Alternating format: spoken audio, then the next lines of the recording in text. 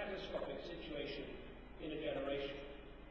Tens of thousands of Africans may have already died, many of them children under 5. It is right that this seizes our attention and that we respond to this immense suffering urgently. Britain, my country, has taken rapid action, and we are now delivering an extra £52 million of aid. And we urge all those considering their own response to act decisively and urgently. But today, I've come here to Lagos because there is, as the Governor of your bank has just said, another story unfolding on this continent. Something that many people in the West are only just waking up to.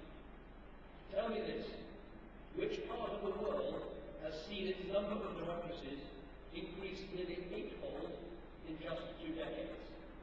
Eastern Europe? No, it is Africa.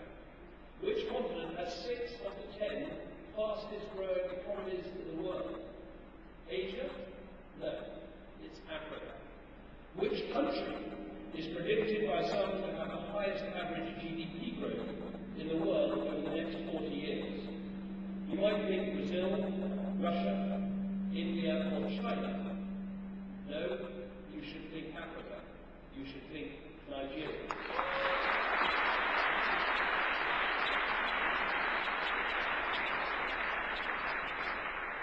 And the point I want to make today is simply this. This can be Africa's moment. Africa is transforming in a way that no one thought possible 20 years ago. And suddenly a whole new future seemed within reach. I've known for a long time about the tremendous energy and ingenuity of the Nigerian people. From the civil activism of the churches in South London, to the contribution of Nigerians to British business, law, medicine, sport and music. I have seen the passion and enterprise of Nigerians changing my country for the better. But what I've seen in London, I have seen 100-fold here today. From Echo Atlantic and Balogun Street Market to the biggest port in the most populous country in Africa. You are transforming your city.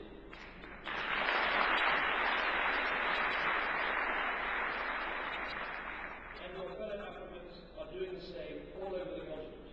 Today there are unprecedented opportunities to train and grow, to raise living standards, and lift billions of people from poverty. So I urge you, seize these opportunities, grab them, and shape them. Today I want to talk about how together we can make the most of the opportunities available and really make this the African moment. The way I see it, there are 3 things that we need to do. First, we in the West must not just deliver on our aid commitments, but make sure that aid is used in the right way. It goes without saying, there can be no development, economic or otherwise, unless we deal with the disease and war in Africa. Every preventable death on this continent is a human tragedy, but it also leaves communities poorer and countries unable to build and create wealth.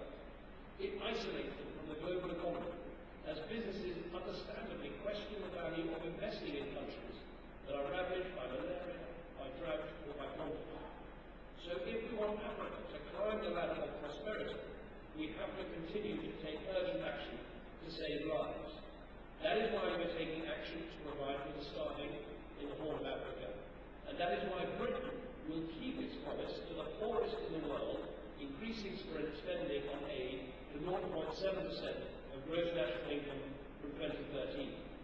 I believe that it says something about Britain and its people, and it is something we are right to stand up for in the world. But just as we would fail those Africans facing drought, poverty and conflict if we ignore their plight, so too we would fail them if we ignore the dramatic change underway in Africa and the potential it has to root out these problems forever. So yes, we must focus on measurable action to save lives, like immunization. And yes, we must focus on preventing conflicts and mending broken states. But we must also use aid liberally, from professionalizing cross-border customs services to investing in projects which will provide roads, the internet and infrastructure, or training the next generation of business leaders. We can spend aid in a catalytic way to help unleash the dynamism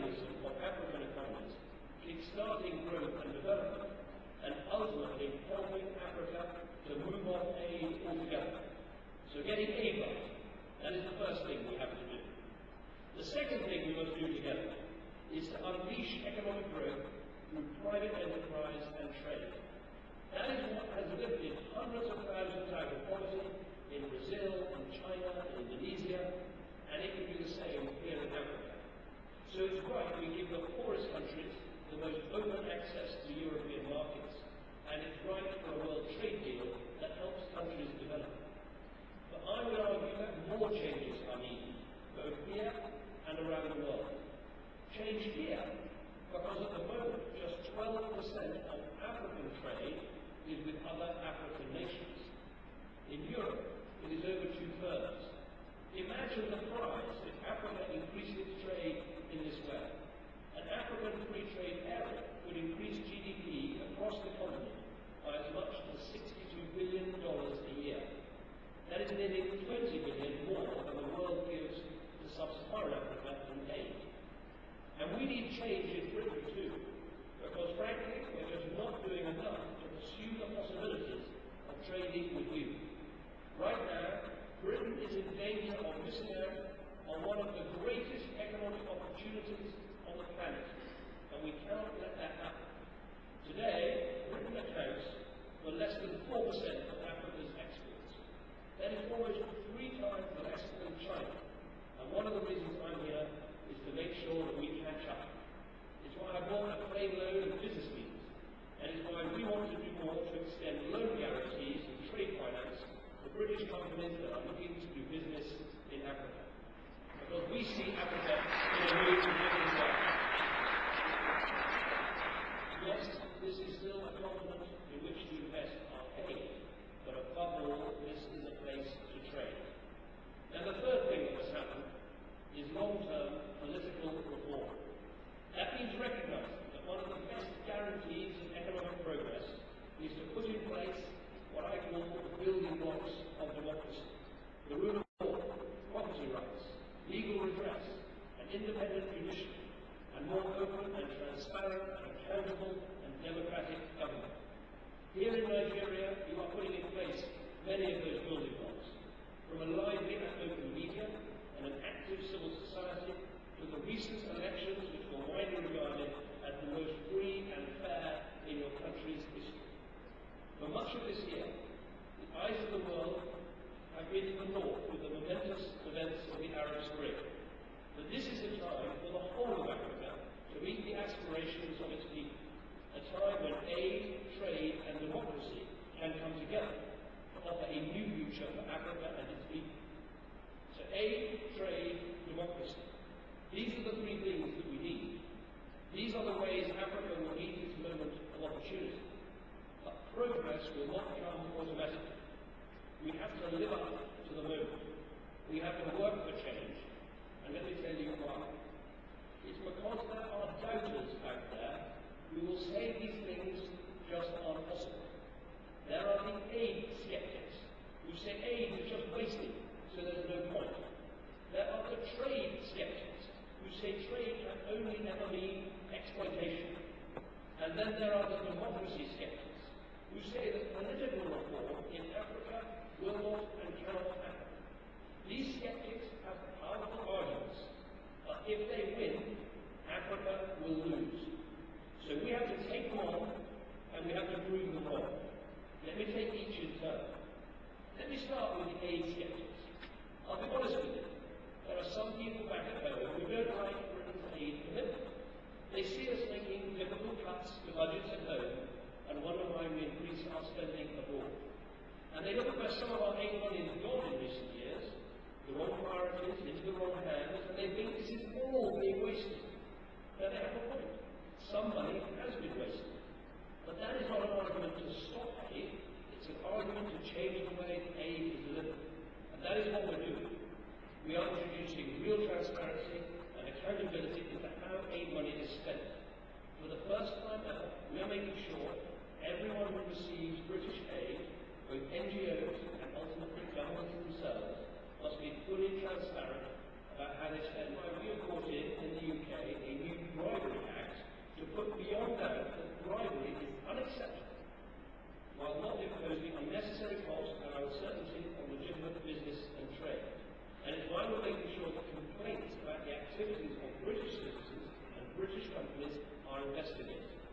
So I say to the trade skeptics, yes, we have to do trade right, but if we do, trade has the power to transform lives in Africa like never before. The statement to assert that Africa will play the most critical role in the future of our planet. And so much can happen within this decade. Our current realities vividly demonstrate that prosperity or adversity on one side of our planet has almost instantaneous consequences for prosperity or adversity on the other end. A transatlantic visit such as the one undertaken by the right honourable Prime Minister is proof of his salutary leadership, a very clear understanding of his role in turning these challenges to opportunities by stimulating mutuality of cooperation between two countries in areas such as increased trade, infrastructure renewal, in critical sectors like power and transport for economic growth, improved public health, promotion of global security, democracy, and the defense of citizens' rights, to mention but a few. I commend the motive behind this visit and welcome your desire to deepen cooperation.